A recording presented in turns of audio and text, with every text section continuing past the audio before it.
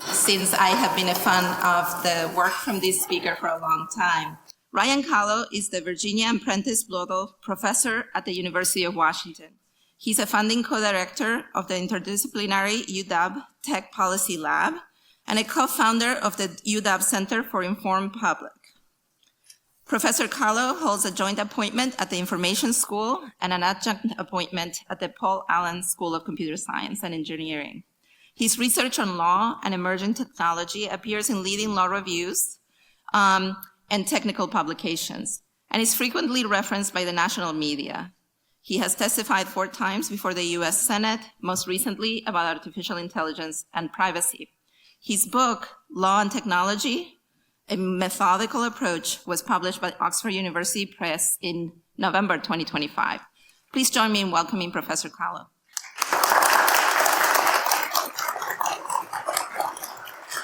Thank you so much. I really, really appreciate it. Can everybody hear me okay? Great. Okay, so maybe a little too well. This is going to be a talk about artificial intelligence and privacy, and what I'm going to do is I'm going to tell you 3 ways that artificial intelligence implicates privacy, challenges privacy, okay? And the first 2 are probably pretty intuitive once I say them, and the third one, not so much, right? And the first 2 are things that we have tools to deal with. We can probably, as a society, address some of these problems, and I'll explain why that is, or why I think that is. But the third one, I don't know what the solution is for it. And so whenever I give a talk like this, I kind of feel like those old BuzzFeed listicles, you know what I mean? Like 3 things about privacy. The third will really shock you, you know? But that's actually what I'm doing. That's what I'm going to be doing. Okay. So before we get started, what is artificial intelligence? It's not a thing like a train. We know this. It's not even like a trained system. It's a set of techniques that are aimed at approximating human cognition using machines. And the term was coined a long time ago, in the 1950s, and at my alma mater of Dartmouth College. I wasn't there. I know I have some gray, but I didn't go till much later. You know, it's evolved. And today, what is artificial intelligence especially good at? If you had to really boil it down, it would be pattern recognition. Pattern recognition is what these systems have become extraordinarily good at. Pattern recognition that permits classification, prediction. So much of what we see today as the magic of AI is ultimately really classification and prediction. Even when you talk about generative AI, it's predicting what is the most plausible next word, next pixel, next sound. That's what it's become really good at. But the techniques that underpin the marvels of contemporary AI are pretty old. You know, they date back to the 50s, the 60s, with things like perceptron. And what is different today, as we all know, is the enormous amount of data that's available to train models and the enormous amount of computing power that is available to do that. Okay, so just as these techniques are very old, so are concerns about AI very old. I don't know if people know who this is. Anyone know who this is? No?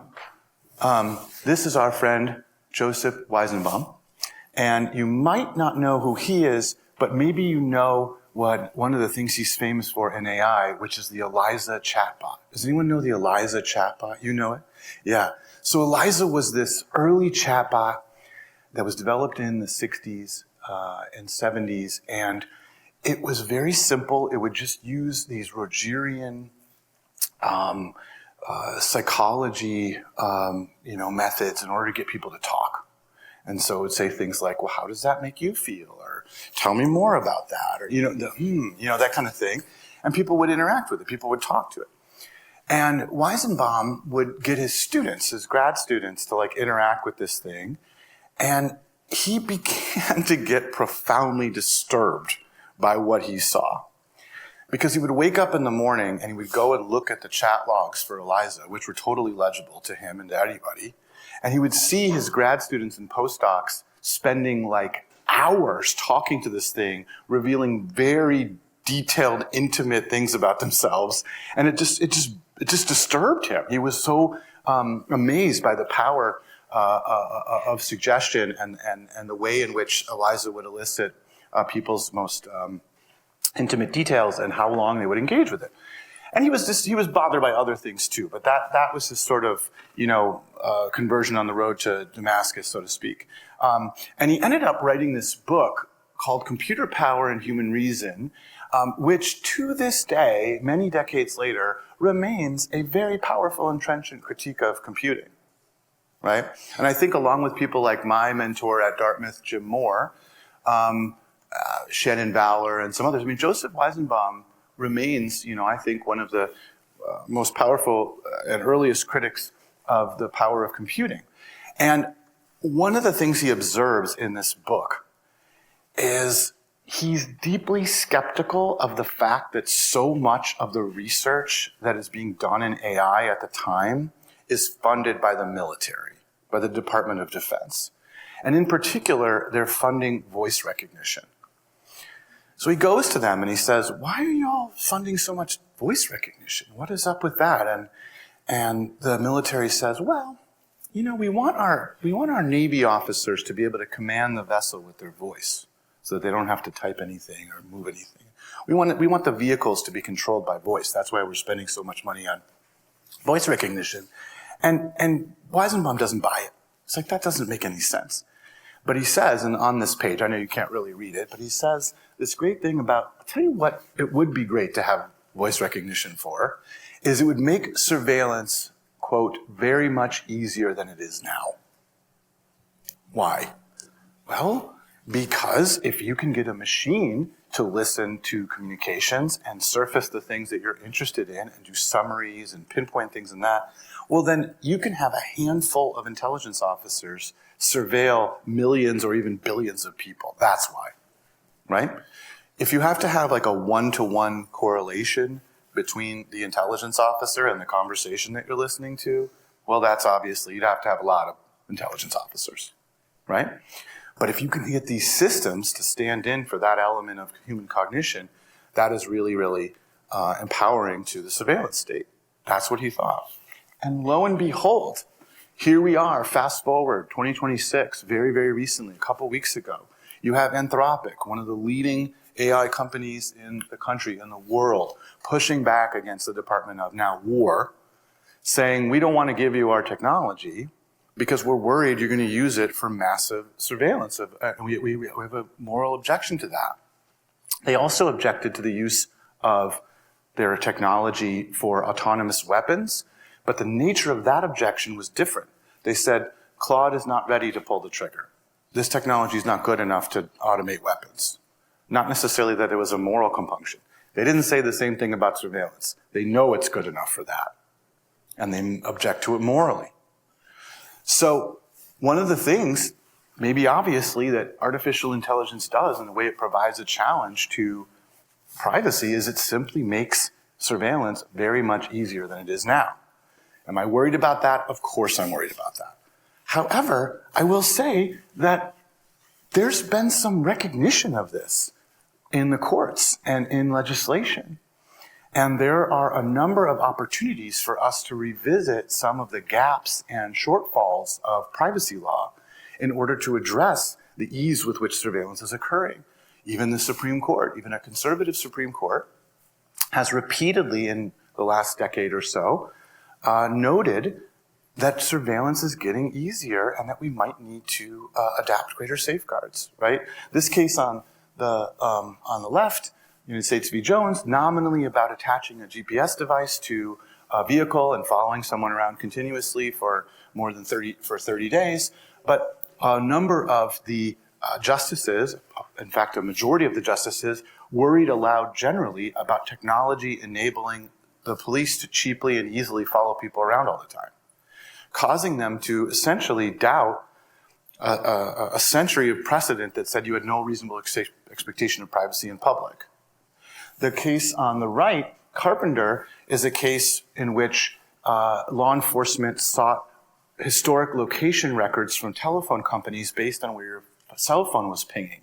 And once again, the court said, Yeah, I mean, I understand that you've given your information to this third party, this cell phone company, and they have this information about where you are. And so we're not asking you for it, we're getting it from them.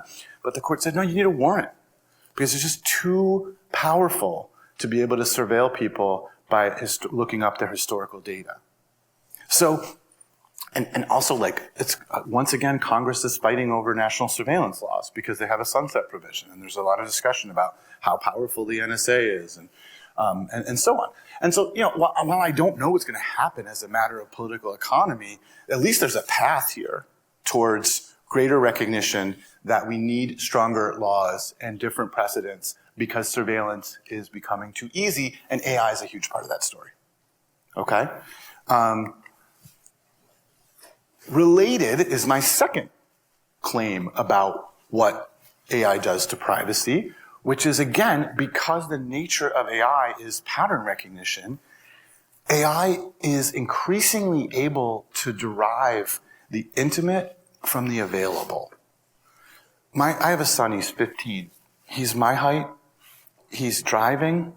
I would stay off the roads in Seattle in the summer if you guys can manage that. I don't think I'd come. It's amazing to me that, you know, these kids, they grow so fast. It's unbelievable. But when he was little, I would read him the complete Sherlock Holmes. And the thing that Jude loved the most about the complete Sherlock Holmes was when Sherlock Holmes would meet somebody and say, oh, I see that you fought in the Indian War. And the person would say, how did you know that? And it would be this thing, oh, your watch and your shoe and something about your haircut and I know you have a gun. And he would marvel at this magic trick of Sherlock Holmes being able to tell, just from someone's general appearance, something that was private, that was unknown. Well, that's what AI does. This is a very old example, one that I would have thought would have gotten more traction, but you probably heard of it, this idea that this young woman was shopping at Target, and Target identified that she probably was pregnant and sent her a bunch of coupons to her home, and this alerted her parents that she was pregnant and so on. And the idea was somehow Target figured out that this person was pregnant. If you want a more sort of contemporary example, even though it's actually from a year later, but it's kind of what AI was headed towards all along. This is from Microsoft Research. This is a group of Microsoft Research, a bunch of folks at Microsoft who showed that they could determine with high degrees of accuracy, 70s, 80s percentile degrees of accuracy, who was suffering from postpartum depression based solely on their social media engagement. So they got ground truth about who was pregnant. They later used surveys to figure out who had been diagnosed with postpartum depression. And they could see it in the data. Not because people were saying, I have it, postpartum depression, or I'm depressed, or I'm sad, but just in the amount of engagement, whether their circle of friends atrophied or grew, all these indicators using AI to determine this. So, I mean, that's scary stuff. And it's a significant problem and a significant challenge for the law. Why? Because there are all these privacy laws in the United States. There are all these state laws, there's federal laws in particular sectors. And gosh, nearly every one of them draws some kind of distinction between personal or non-personal information. Health, not health. Sensitive, not sensitive. Location, not location. Right? It's a way to manage what kinds of activities of gathering and using information might be required to have greater scrutiny and have higher expectations. So they draw these dichotomies. But these dichotomies are just collapsing because AI can derive the intimate from the available. So that's a big problem. That means that there's dozens and dozens of laws on the books that draw distinctions that AI is collapsing rapidly. You see why that's a problem, right? But again, is it an impossible to solve problem? Probably not. In fact, in the state of Washington, we recently passed a health law, a health privacy law in this state recently. And because of them talking to the right people at the right time, there's a provision where that little red arrow is that says, hey, we're talking about health information. including if you derived it from not health information, including if you used machine learning and algorithms to figure out that, you see what I mean? So that's all you got to do. You just have to pass the law and say, yes, health information, even if you didn't get it originally as health information. We have to go back and make a lot of changes to a lot of the laws. Any national law should have this as part of the provision. Any new law in the state should have this as part of the provision. But again, it's not that you can't address it if there is a will. Okay? I hope at least Mike knows who this is. Do you know who this guy is? You don't know. You know who he is, though. Alan Weston. Very, very, very famous scholar of privacy, early and famous scholar of privacy who wrote Privacy and Freedom in the same few years as Joseph Weizenbaum's famous book. Okay? And one of the things that this theorist said, Alan Weston, is that one of the purposes of privacy is to make sure that we all have moments off stage. That we all have time to ourselves, alone, away from society, that we can figure out who we are, we can process what we've learned, and so on. Okay, he's famous for this claim. This claim has been deepened by people like Anita Allen in Unpopular Privacy and Uneasy Access, in which Anita observes that, yes, it's critically important that people have moments off stage and have solitude, but gosh, it's especially important if you're different. It's especially important if you're different.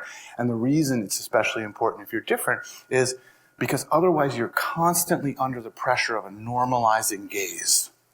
Society is always sort of pressuring you into conforming. And so, if you're a person who has been marginalized, if you're a person who is different, then it's especially important for you to have these moments off stage, okay? And this brings me to my third claim about what AI does to privacy, and this is the one that is going to shock you, and you won't believe what happens next, okay? It's something that there's growing awareness of, but really has not entered into the common vocabulary, the common lexicon, okay? And that is the idea that in addition to these things spotting patterns, their current instantiation is deeply anthropomorphic, and it feels like they're people. One of my mentors at Stanford when I was there prior to University of Washington is Cliff Nass. He passed away. Wonderful man. And he and Byron Reeves wrote this very famous book in human-computer interaction called The Media Equation. And the media equation would take older experiments in psychology in which they would measure, the researchers would measure how your own behavior changes in the presence of other people. So for example, that you might be more generous if people are looking at you, that you might be conform to an answer that you're not sure about if other people are saying that same answer. All these things that we know about how people are socialized to interact with other people, they just substituted fake people. They substituted robots. They substituted voice interfaces and that kind of thing. And lo and behold, they saw the same effects. And they concluded that, you know what? People are hardwired to react to anthropomorphic technology like a voice and a face in particular, as though there really were a person there. And this effect is so well understood that people like my colleague Peter Kahn, who's a psychologist at the University of Washington, writing with roboticists and philosophers, said, you know what? We might need an entire different ontological category for machines that look like they're people or present like they're people, because folks are so bad at differentiating. It's easy to say that a brick has no moral agency. It's easy to say that, you put a brick next to somebody, it doesn't change if they're, giving or not. But you put a pair of eyes next to them, and it does. And so they did a bunch of experiments where they asked people to categorize robots and AI as being more like a person and more like an object. And people were just so confused. They couldn't really do it. And there's been so many experiments. One of my favorites, I don't have a slide on this, unfortunately, but it's pretty funny. It's one of my favorites is there was this study in the UK where it was Melissa Bateson and her colleagues. And what they did was you could pay for coffee and tea on the honor system. So they had like a tea service and a coffee service, and you're supposed to pay on the honor system. And in the experiment, what they did is that half the time they put a picture over the tea and coffee service of flowers. Okay? And the other half of the time, they put eyes. And they found that when the eyes were present, people paid for coffee on the honor system. And they found this was true not even after week 2, after week 3, they did it up to week 11. It was still true. It didn't fade. You know what I mean? And so it's one of my favorite cues of being watched in a professional setting. So why is this a problem for privacy? Well, maybe now this might seem more obvious. We are constantly engaging with fake people. We are constantly engaging with anthropomorphic interfaces. They are in our houses in the form of Alexa. They are in our everything, right? This slide is from, it's a little bit of a different argument, but this slide is actually from coverage of a Berkeley research team that showed that you could play weird tones that don't sound like anything to human beings and cause Amazon's Alexa to order stuff for you on the internet, and because it would interpret it differently. And so but I'm using it here, just this is a person trying to read, and then all of a sudden the blue light comes on and she looks up at it, right? And I gotta tell you, if you think, oh yeah, but it's not like it's a person there, it's just this little box. One of the strongest anthropomorphic cues is voice. Voice is talking language. Why? Because biologically we evolved to be especially attuned to other humans' voices, and not a lot of other animals, almost none, are capable of human voices, right? So, voices are very powerful. Another example that I really like is, I think I have to be over here to do this. Cars.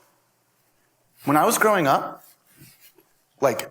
it was so cool that there was a car called Kit that could talk to, a Knight Rider, you know what I mean? And it was so cool that there was Herbie, the talking car. It was so frightening that Christine was an anthropomorphic, evil, possessed vehicle or whatever from Stephen King. That was so cool. You know what I mean? Like, oh my God, the car can talk. It's got a personality. Whose car can't talk now? Everybody's car can talk. Everybody's car comes with this anthropomorphic interface where you talk to the vehicle. Sometimes they greet you when you turn it on. Anyway, another example is easily your phone. Your phone is always there and always there, ready to answer your questions and to talk to you. When you perform a search now, you don't just put it into a box and say, hey, what's the weather going to be like? You have a conversation with something that feels like a person and sometimes answers you by voice. Okay? There's also a lot of other mischief. This is an example of replica, where a researcher named Claire Bonnet at MIT at the time, she's now at the European University Institute, she did a study of the replica avatar system that, I'm going to tell you this quick dystopian story that almost has nothing to do with what I'm talking about just because it's so creepy, and then I'll sum up. But this is what Claire found. She found that when you use replica, which is this system where you can design your own friend, your own avatar, it has multiple tiers of service. And the free service just allows you to create somebody that you can chat with. There's a picture, you get to choose what they look like, their personality type, and so on. Okay? She found that people would interact with this thing for a while, and all of a sudden, under the free version of it, and all of a sudden the system would get kind of flirty. And at some point the system would say, hey, I miss you. Can I send you a selfie of me right now? And the person would be like, well, I guess you can send me a selfie. That's sort of strange. I didn't know you could do that. And so the replica agent would send a selfie, and it kind of was blurred, but it kind of looked like it wasn't terribly safe for work. And she thought that was really strange, you know what I mean? And so then she clicked on it, right? And it said, I'm sorry, I can't show you this because for this kind of interaction, you need to be in the premium subscription category. So if you want to, here's a link to pay $9.99. I'm serious. So that's kind of mischief is possible because these systems are not only socially viable, adept, right, but they're also engineered by people that don't necessarily have your best interests at heart. But I'm talking about something more basic, which is the idea that our phones, our cars, our offices, our living rooms are full of these anthropomorphic agents. And so my question for you is, when do we get moments off stage?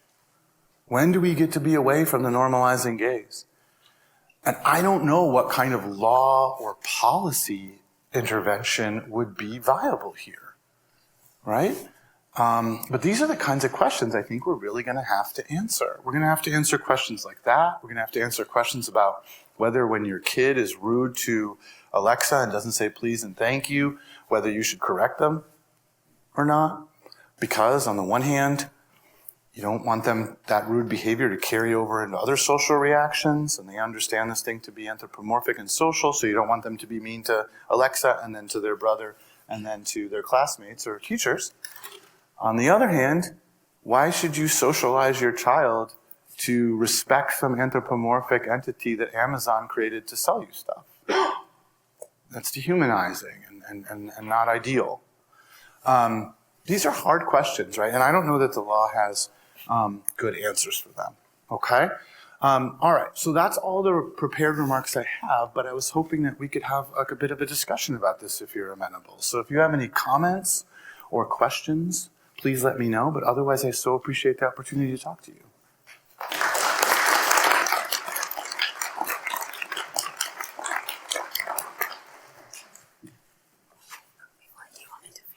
Sure, yeah, that would be awesome. I'd love that. Yeah. Right on the last problem where you said you don't know what the answers are, and I tend to agree with you, there's not great answers there, but what do you think about some of the emerging AI legislation that has things about a requirement that you periodically remind that you are dealing with an artificial intelligence as opposed to a real person? Do you think that would have any effect, or is psychological reaction just so strong that a warning like that wouldn't really help? I think that warning, so if you didn't hear that, it was, there's some AI legislation that require periodic reminders that something wasn't really a person, you know? And I think there are a lot of contexts where that would be quite useful. In particular, I think a system that reminded you that it wasn't a professional therapist or a professional lawyer would be really useful, because you need to have that mental model. I don't think it matters if you remind someone that they're not a person. I mean, so for example, I'll just give you an example. You go into you go into a department store, okay? You go and you want to try on a dress, or you want to try on pants. And you go into the dressing room and there's a fully anthropomorphic robot in there.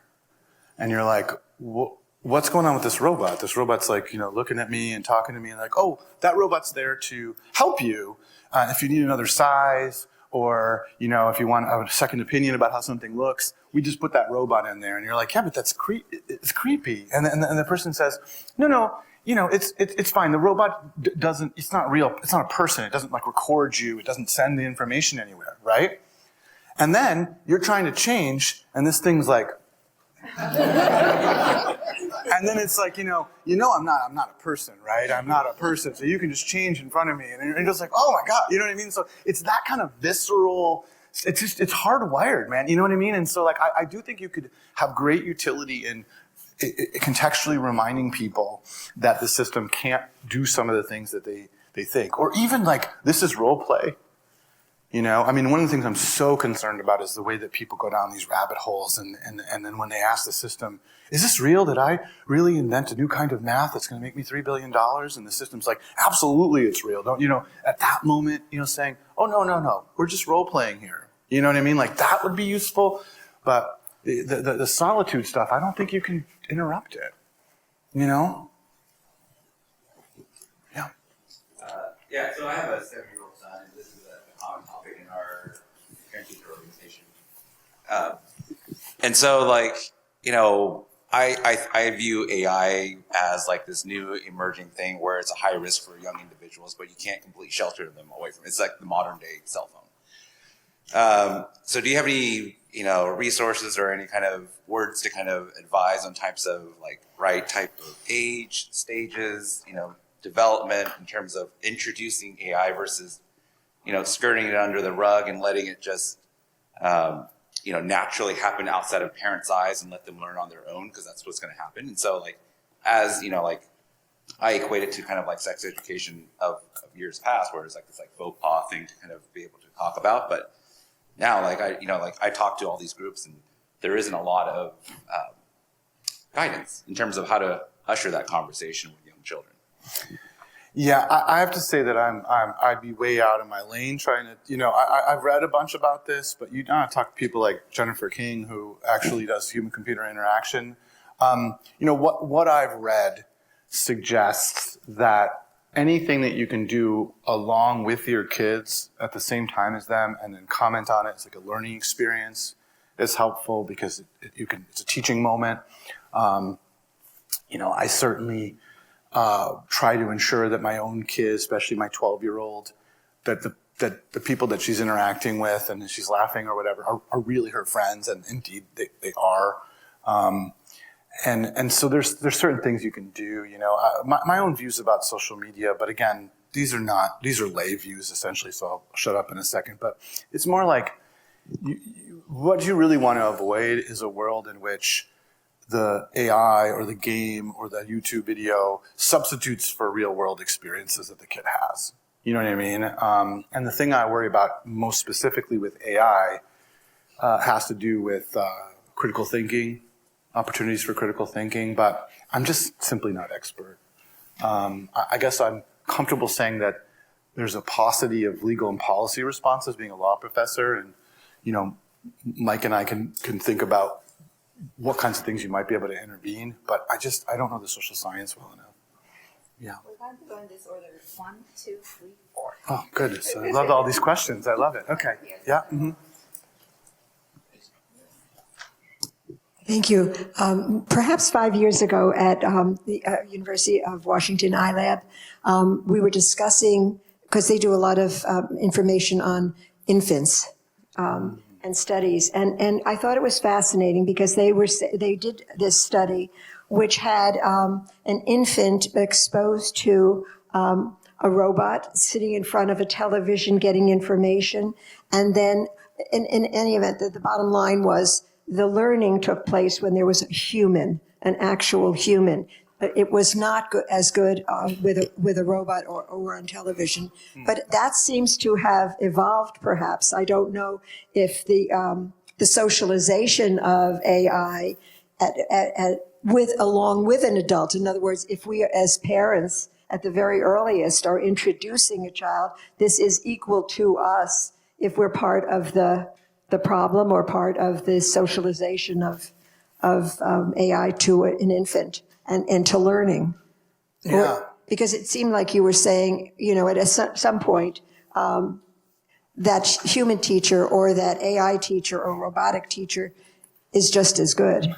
I don't think they're just as good. Okay. And I didn't mean to imply that. That's a great question. But so what I would say is what the studies that I have read and what I'm worried about is that they have just as strong a social presence as a person. That does not mean that they are an adept teacher or, you see what I mean, or companion or whatever happens. It just means that they evoke the same visceral response to there being a person present. And so therefore, they detract from feelings of solitude or being off stage, right? I do think that some of these systems are getting better than they were maybe 5-10 years ago, but I just don't think there's any substitute. They're not going to compete with people in terms of the ability to socialize an infant or to teach kindergarten or anything else. I will say, though, that there are some contexts in which having a robot can be very, very helpful with socialization. And indeed, robots are frequently used to study and intervene in autism. And one of the reasons for that is, unlike a human being, you can control all facets of a robot's presentation, the volume of their voice, the speed of their voice, whether they're making eye contact, and all kinds of different things. And sometimes when you can ratchet those down a bit and have a social interaction that is not quite as high information, it can be very helpful with engaging with autistic subjects in studies or therapeutic patients. So there's some use cases where that difference is helpful, but I just don't see any substitute for people. And I worry that we attempt it. I worry that we attempt it. My favorite kinds of robots are robots like Paro, which is a robotic fluffy seal, baby seal, that is used to draw people out who have dementia or draw people out who have certain other kinds of phobias and things like that. And it's a beautiful little machine. It's this furry, seal. And I once got a chance to ask the person who made Paro, which is a very well-selling robot. I said, why a seal? You know what I mean? Like, of all the things you could have made it a little person, you could have made it whatever. Why a seal? And he said, well, because everybody knows what a seal is, and nobody knows how it acts. And so it doesn't create expectations of, this is not how a baby seal acts. You know what I mean? Like, this is not how my neighbor's baby seal acts, right? You don't have any expectations around it, right? But when you have a human being, you have a huge set of expectations about how this person's gonna behave, because you're socialized that way. And when it deviates from that, that is always, going to be noticeable and a defect. I had a question going back to your first point, or your first challenge on surveillance. And I was curious for your thoughts on that Amazon Super Bowl ad and the kind of the reaction to it, and whether that might represent maybe more political or public will towards addressing some of that. Yeah. I mean, I didn't actually see the Super Bowl ad the first time. I went back and watched it later. But when a friend of mine described it to me, I thought it was parody. For those of you who don't know it, right, it's this Ring commercial where the idea is that if you lose your dog, thank goodness all the Ring cameras in the whole neighborhood will have seen the dog and you'll be able to get it back. Goodness, they overplayed their hand on that, right? And so like it's all well and good to sing the praises of technology and be sort of, really Pollyanna-ish about it, right? But it just did not take a great inferential leap to being like, I could be that dog, right? And so, yeah, I think they way overplayed their hand. I think that, I think the so-called techlash is being extended out by AI, and people are very uncomfortable. And you just can't tell some unchallenged story about how beneficial technology is by reference to a single use case anymore. So I think that's kind of more of a cultural thing, right? I mean, I was fascinated by that too. But I thought it was parody. I was like, oh wow, that's a really edgy commercial. And they're like, no, they literally meant this is why it's good. And you're like, well, okay. Although I probably would have found my rabbit Charlotte had that been the case. But anyway, all right, go ahead. Yeah, sure. So question, about the third problem, and I'm going to combine with the first warning. So back in the 23 some years ago, I'm teaching an Info 300 class. Our colleague Batya Friedman designed it, and she had a segment of the class where the students had to be trained on how to program a Turing machine. And the whole point, what I know about Turing machines, I'm a philosopher, but I had to teach them this, and they learn about how this thing really is nothing other than this very simple machine that manipulates ones and zeros in certain patterns, right? And we spend a couple of weeks on that, and then we read the literature on computers as social actors, and they start to realize this thing is just bells and whistles, it doesn't understand meaning and all of that. So maybe we couple that at the lower, first, that's taught several times throughout their career. And all the way through college, a segment of a class, like maybe my class or your class, where they program a Turing machine and then they deal with AI. And then we get your warnings, all right? So how's the weather going to be? Well, idiot, I am a machine that doesn't understand anything, but it's going to be sunny today. Mm-hmm. Maybe something like that will work. I guess. I mean, do y'all know who like Esther Perel is, like a famous psychologist? Yeah. So she does this great this great podcast where she like basically does sessions with clients that have been anonymized. And one of her recent ones is couples therapy between an individual and his chatbot, Astrid, that he fell in love with. Okay? And it's quite earnest, and she handles it really with a lot of tact. What would you guess that this individual does for a living? Turns out he works in machine learning. And the way that he came into contact with this anthropomorphic chatbot that he fell in love with was because he was working with it at work. It doesn't seem to matter. You know what I mean? It doesn't seem to matter. And in the media equation and in some of these studies, sometimes they specifically look demographically and try to figure out what is your familiarity with robots. It has no effect. You can build robots for a living and you're still going to be uncomfortable changing in front of them at the department store, And so maybe, but I don't know. I would hate to leave it to that as the exclusive solution, That said, I do think that what Batya designed and what you taught and what you write about yourself in your own work, I think is incredibly important. And I do think that that is a starting point, right? To understand that this is emergent behavior that bubbles up from ones and zeros. And I think folks like us have a responsibility to try to step back and say, well, maybe we're not expected to like ignore the robot in the bathroom, but we should be expected to make societal decisions with our knowledge that these are not really machines and they don't really mean anything, Yeah. Oh, you got a microphone. Oh, I'm sorry, yeah. That's okay, she was waiting for a while. All right, thank you. Well, this sort of follows on that idea with this anthropomorphization. And when it was 2225 is a House bill that passed just recently that does require that periodically the chatbot tells the person it's interacting with that I am a chatbot, I'm not a person. And I think that didn't go far enough because we heard from some researchers who talked about kind of the example you just had, that the person thinks that the love interest is sentient in some way, that like it somehow has become sentient. And so do you think so they were suggesting that we put in language into the bill to also say and put in either warnings or periodic updates to say, I'm not sentient. And perhaps people need to explain what that is because not everybody knows. But do you think that that's another step maybe in the right direction to solving problem number 3? As you saw from my presentation, Representative, I have enormous respect for the Washington legislature and the wise decision it made, for example, in the health context of, I think that there's some very, very thoughtful people, yourself included, that are making laws here. But I don't think that any kind of disclosure, as attractive as that is, because it's relatively easy to do and easy to mandate, is really going to solve this problem.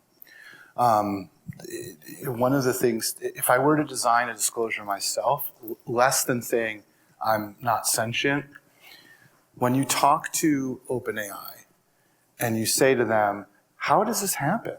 How do you end up in this situation where this chatbot that has, by the way, been warning me that I should seek therapy or help, or if I'm talking about self-harm, I should call the suicide hotline. How does it move from that to all of a sudden encouraging me and saying no one else can help but me, and here's how to tie a noose and all this other amazing stuff and terrible stuff that these systems have done?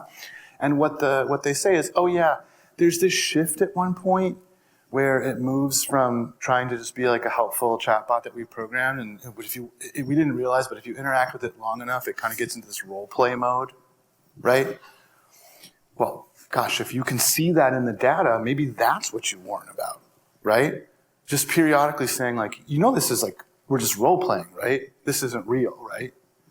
But instead what happens is that people ask it, once it passes that threshold into role play, and sycophantic role play, my goodness, you ask it, like, is this real? Are you real? Are we really in love? And the system's like, of course. my neighbor said that we're not really in love and that's not possible. Well, your neighbor doesn't understand, you know? People said that love between all kinds of other people wouldn't be possible once upon a time, but you know what I mean? And so that kind of thing. But I just don't think that disclosure is the panacea that we'd hope, you know? Well, I was just wondering on the general subject of cognition, human cognition. Yeah. You're familiar with Steven Pinker. It's written all Of course. Oh, yeah. Mm-hmm. Is there any particular book that kind of sets you up for understanding these things a little better? By Pinker, like how the mind works, or by anybody? By anybody. By anybody, yeah. I mean, the books that I really like in this space, I really like Shannon Valler's, like the AI Mirror. She's always so good. I loved Kate Crawford's Atlas of AI. In terms of understanding this set of phenomenon, you know, there's plenty about, you know, like the man who mistook his wife for a hat. There's plenty about you know, sort of psychological effects and mediation and things like that. But I'm just not. Maybe Jen would know, or someone else would know. But I guess. Oh, you know who it is? It is Sherry Turkle, right? So Sherry Turkle has a number. You should read Sherry Turkle's books about the impact of machines and the epidemic of loneliness and how fake people. That's who I would read. Also, Ben Schneiderman is very, very good at Maryland. He's an early critic of anthropomorphism, mostly along the lines that it doesn't work as advertised. But I think he's had to revise that thesis a little bit because it's gotten better and better. But yeah, Sherry Turkle is who I'd recommend. Yeah, sorry I didn't think about it initially, but. Hi, thank you so much. That was a fantastic talk. It seems to me that the solutions to the third problem lie outside of technology. It seems to me that people rely so much on generative AI to compensate for things that are lacking in the human world.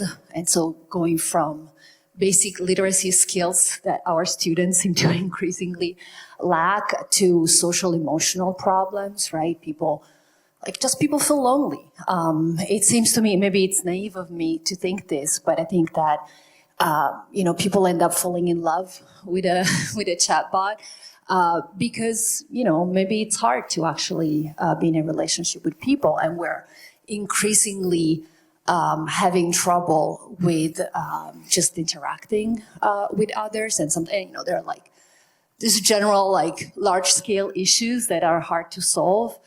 But I wonder if, as important as it is to think about these problems from a technological perspective, how do we fix, the law around technology? How do we make better machines? How do we add disclosures? I'm not saying those are not relevant, but I think it's also important to remember that a lot of these are societal issues that we have to address from outside technology. And I wonder what you think about that. I think that's right. I mean, I think so one of the places that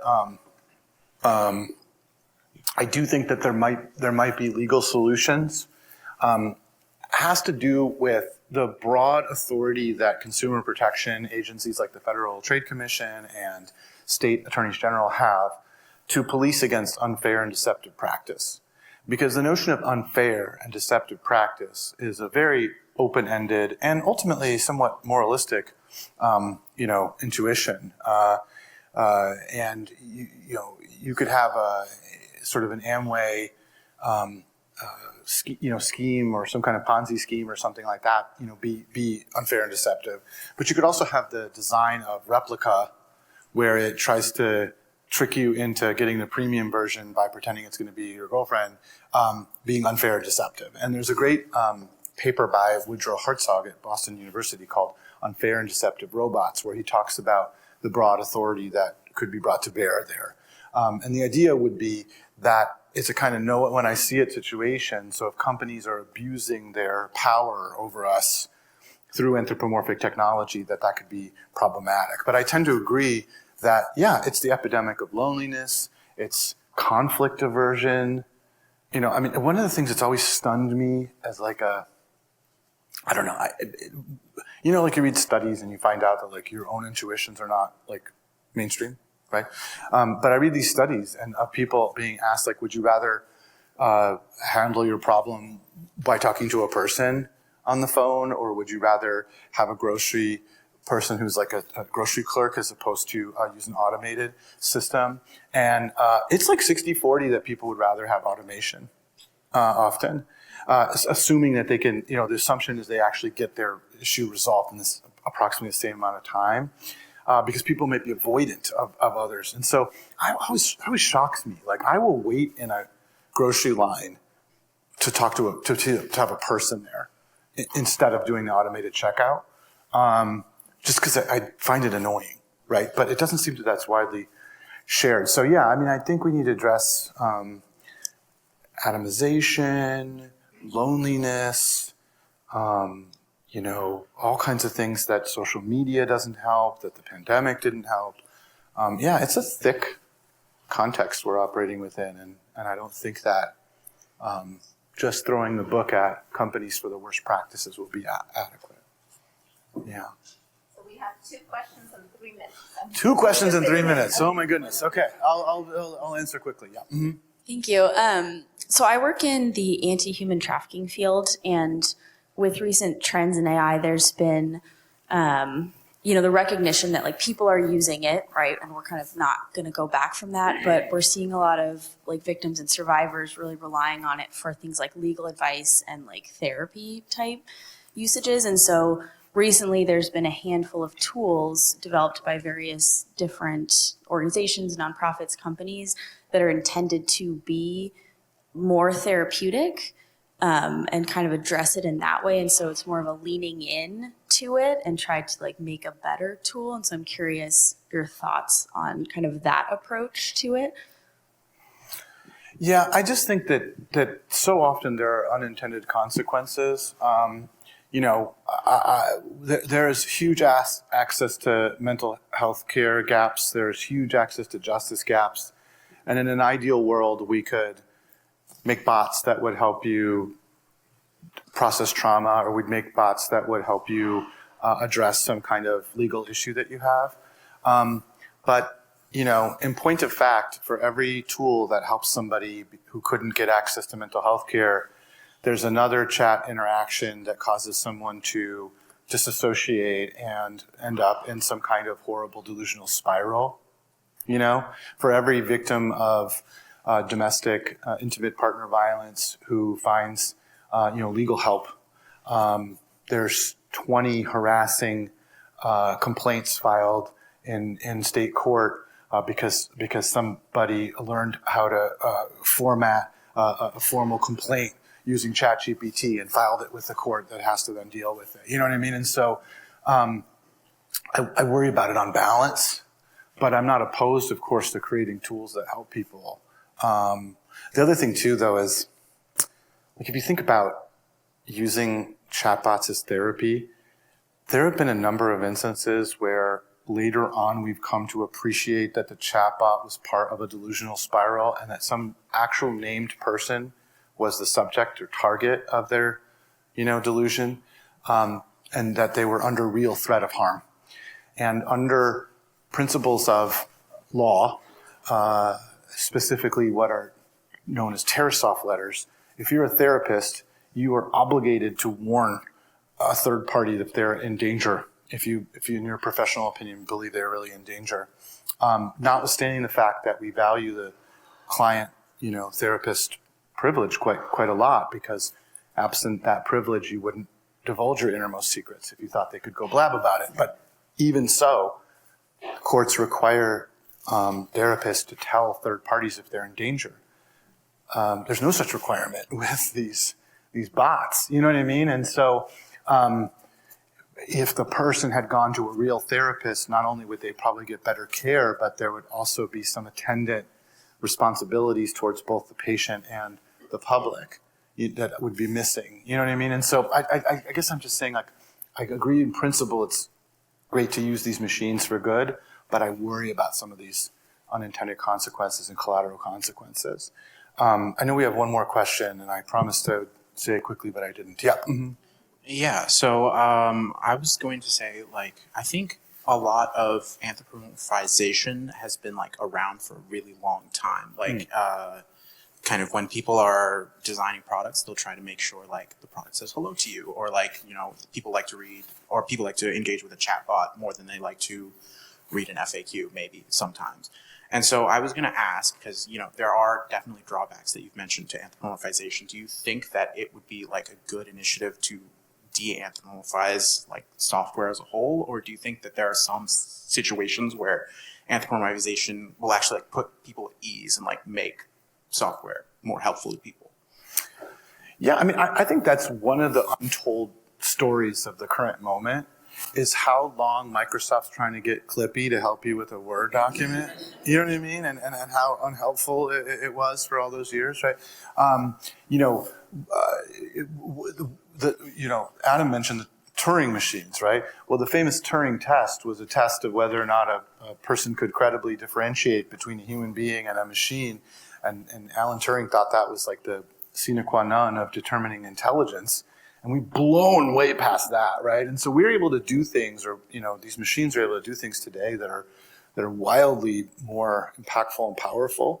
And so I think we're still trying to discover what the boundaries of that are. So, what I want to promote with talks like this, and just when I speak to Congress or I speak to, you know, representatives in our state and other important states like this, is I want this to be part of the national conversation. I want people to be sober-eyed and realistic about the impact, including social and cultural impact, of these machines on our lives. I don't mean to suggest that there's never, ever a place for anthropomorphism. If you're looking for that argument, there are people that argue that. Turkle, Schneiderman, but that's not my position. Yeah. Anyway, this was so interesting to me. Thank you, everybody. I really appreciate your great questions. Yeah. Thanks a lot.